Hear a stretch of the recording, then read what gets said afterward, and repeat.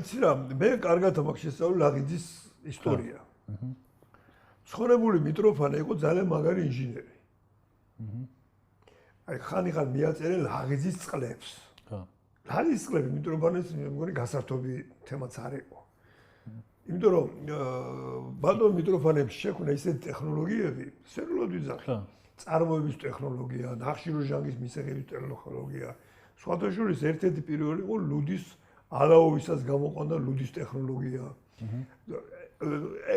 ეგ იყო ადამიანი, რომელმაც შექმნა ლაღიძის წყლები რაშუაშია და ფენომენი ხაჭაპური ეს არის დამცირება და მე ხან არასწორი შეფასება აქვს.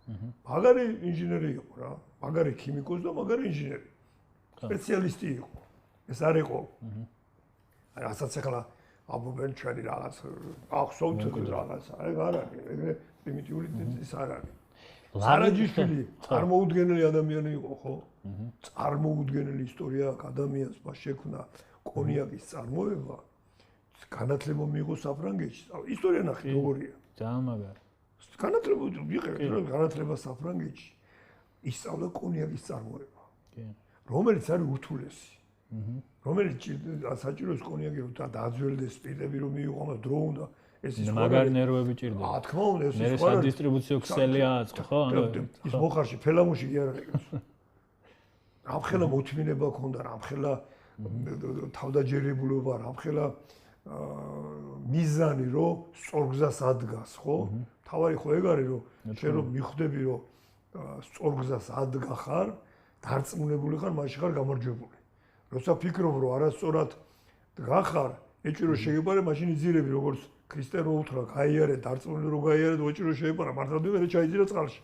ეგ ფილოსოფიაა, ხო? თუ ეჭი შეგეპარა შენს მოქმედებაში, დაბრედილი ხარ. კი. თავი ამ ეჭირო შეიპაროს. ადამიანმა შექმნა ლადი კავკაზი, სასომხეთი, რუსეთი, ქსელი გააკეთა ქარხნების, სადისტრიბუციო ქსელის და რაები და ეპოქაში სადაც ტელეფონთაც ვერ გახადა რა. რამდენი ადამიანი იყო თქვათ იმ პერიოდში, სარაჯიშვის პერიოდში, რომელიც თავშოთ ბიზნესმენი იყო, ხო რაღაც არავის არ ახსოვს.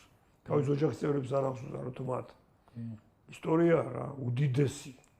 თბილისი იყო თვითონ იმ პერიოდში, აი ეპოქაც სხვა იყო. თბილისი იყო ცენტრი.